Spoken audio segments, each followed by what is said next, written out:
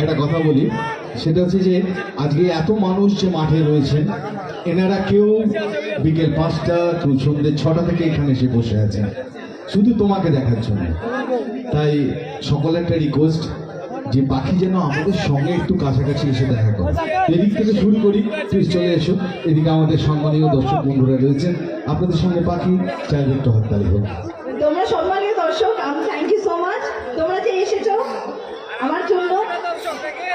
আমি চিরকৃতজ্ঞ, কারণ তোমরা অনেক বছরের ভালোবাসা এটা, তাই তো বোঝানো সে বলছে না আজকের, সেটা 2013-তে শুরু হয়েছিল, 2013-তেই শুরু হয়েছিল। তো অনেক দিন 10-11 বছর হয়ে গেল। তো তোমাদের এই এতটা ভালোবাসার জন্য অসংখ্য অসংখ্য ধন্যবাদ। একটা হয়তো বোঝানো সে বলছে না, তোমাদের একটা মেমোরি আমি দেব। আমি কোনো একটা আচ্ছা, তারা কিন্তু এদিকে দেখা করেন, সামনে যারা রয়েছে তাদের সঙ্গে। আচ্ছা চলো, আমরা খুব তাড়াতাড়ি,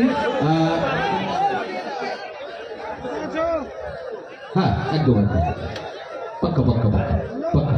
আর এদিকে মধুমিতা, এই দিকটা এটা তো বঞ্চিত হয়ে গেল। সবাই বোঝানো সে বোঝানো দেখেছেন, আপনাদের সামনে কি দেখেছো তো?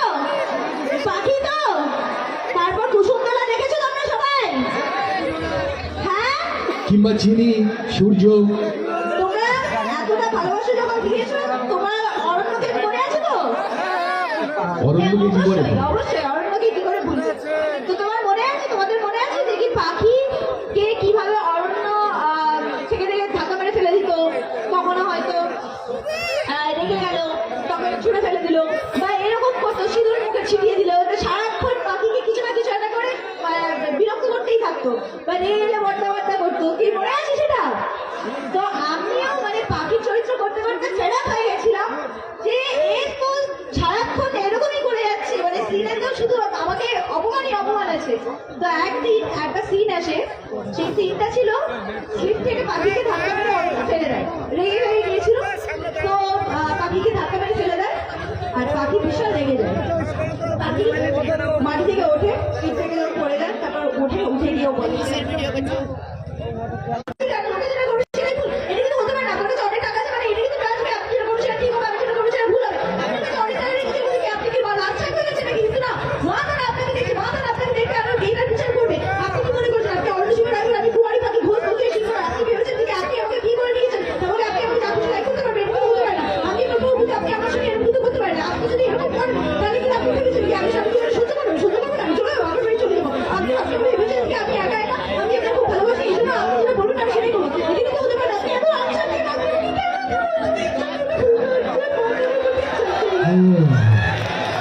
বাপরে বাপ, বন্ধুদের এটা তো ডায়লগের র্যাপ হয়ে গেল, মানে র্যাপ।